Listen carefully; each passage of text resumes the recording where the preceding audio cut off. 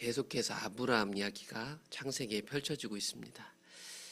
하나님께서 고향 친척 아버지 집, 내가 나고 자라고 내 모든 기반을 버리고 주님만 따라오라고 하셔서 따라갔습니다. 따라간 가운데 흉년도 있었고, 오늘 13장에 가보면 흉년이 지나고 나서 또 문제들이 생겨나기 시작했습니다. 그러다 보면 아마 아브라함 입장에서 많은 생각들이 들었을 거예요. 이렇게까지 하려고 내가 떠나왔나? 이런 생각이 들 때가 있었을 텐데, 가나안 땅의 기근이 끝났습니다. 그래서 이집트에 이 기근 피하려고 내려갔다가 아내를 빼앗길 뻔하다가 위기 가운데서 돌아오게 되죠. 창세기 13장 1절에 이렇게 시작합니다. 아브라함이 이집트에서 그와 그의 아내와 모든 소유와 롯과 함께 다시 돌아왔더라. 돌아오는 아브라함에게는 많은 가축과 은과 금이 풍부해졌습니다. 의도치 않았는데 하나님의 뒷받치심, 여러 이야기들 속에서 많은 것들이 생겨나기 시작했습니다. 그가 돌아와서 첫 번째로 했던 것은 그가 네게부에서부터 길을 떠나 베델에 이르며 베델과 아이 사이 곧 전에 장막 쳤던 곳에 이르니 그가 처음으로 제단을 쌓은 곳이라. 그가 거기서 여호와 이름을 불렀더라. 돌아온 아브라함이 처음으로 왔던 곳은 가나안 땅에 처음 왔을 때 제단을 쌓고 여호와를 불렀던 그곳으로 다시 돌아와 주님을 찾았습니다. 이렇게 다시 하나님이 말씀하신 땅으로 돌아왔으니까 모든 것이 정상적으로 돌아가는 줄 알았는데, 이번에는 아브라함 가정 내부에 문제들이 생겨나기 시작했습니다. 아브라함 가정은 아브라함하고 그의 아내만 있었던 게 아니라 그의 조카인 롯도 있었습니다. 아브라함의 일행 롯도 양과 소와 장막이 있으므로 그 땅이 그들이 동거하기에 넉넉하지 못하였으니 이는 그들의 소유가 많아서 동거할 수 없었음이니라. 이 당시 소유라는 것은 사람이기도 했고 또한 짐승들이잖아요. 그러니까 많은 소유가 생겼다는 건 그 당시 땅이 한정적이기 때문에 같이 살 수 없는 문제가 발생했다는 겁니다. 소유가 많아서 문제가 발생했어요. 그러므로 아브라함의 가축의 목자와 롯의 가축의 목자가 서로 다투기 시작했어요. 거기에는 아브라함하고 롯하고 속한 사람들만 있는 것도 아니고 원래 그 땅 주인인 가나안 사람들, 브리스 사람들이 그 땅에 있었는데 말이죠. 소유가 많으면 갈등이 없을 것 같지만 소유가 많아도 갈등은 발생할 수 있습니다. 이렇게 이방 땅에 와가지고 많은 것이 생겼는데 이게 가정에 내분이 생긴다면 이건 참 아픈 일이잖아요. 갈등이란 거 최소화시키고 싶고 아예 없었으면 좋겠지만 갈등은 언제든지 나타날 수 있어요. 그러나 그것을 잘 해결하는 게 더 중요한 것 같습니다.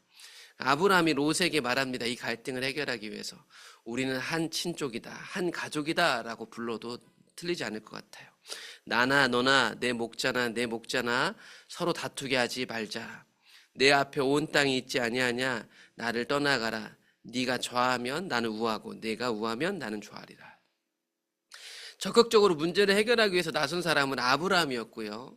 아브라함이 롯에게 분가할 수 있도록 허락하는 겁니다. 뒤에 가보면 조금 제가 이 소스를 드릴 텐데 이게 아브라함에게 되게 큰 결정입니다. 롯을 분가시키는 것이. 게다가 이 롯을 분가시켜 줄 때 선택권도 누구한테 먼저 주냐면 롯한테 먼저 주고 있습니다.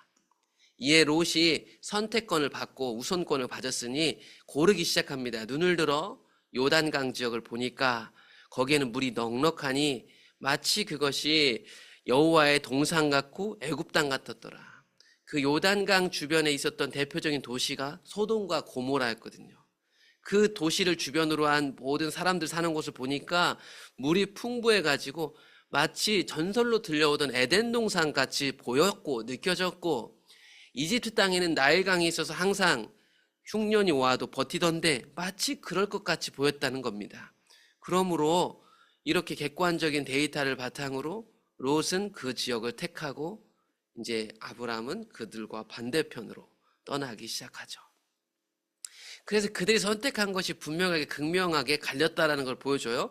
아브라함은 가나안 땅에 거주하였고 롯은 그 지역의 도시들에 머무르며 그 장막을 옮겨 소돔까지 이르렀더라. 하여튼 가나안 지역이라고 크게 볼 수 있을지 모르겠지만 아브라함은 하나님이 약속하신 가나안 땅에서 나그네로 살기로 계속해서 결정했고, 롯은 이 아브라함과 분가하여 도시들, 우리 앞에 바벨탑도 봤잖아요. 사람들이 여전히 도시를 만들었다니까요. 살기 좋게 만들어 놓은 도시들, 그곳으로 점점 정착하러 들어가기 시작했더라.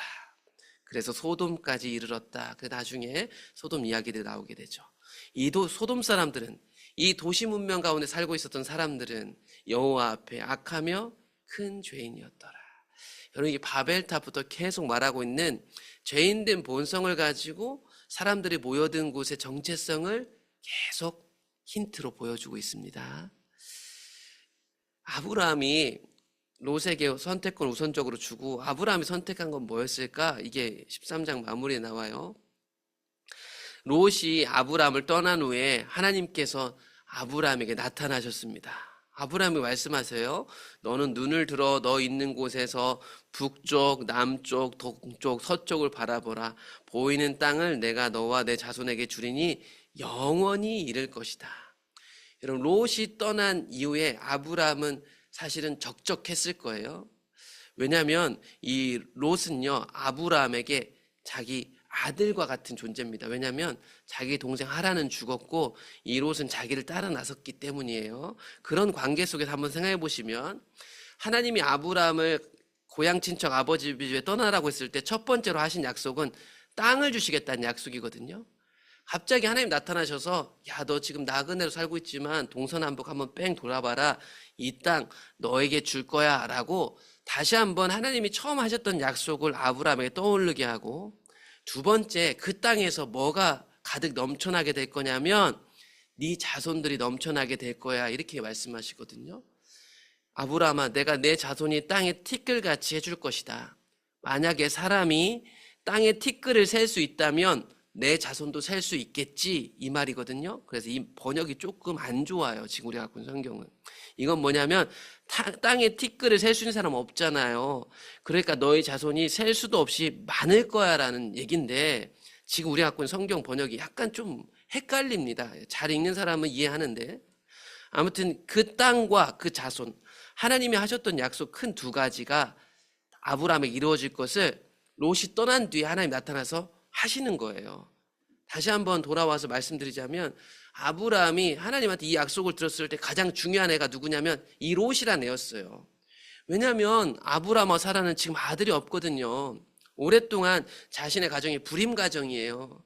하나님이 약속하신 땅을 말하고 자손을 얘기했을 때 아브라함의 기대 1번이 누구였냐면 롯입니다. 왜냐하면 조카니까, 아들 삼으려고.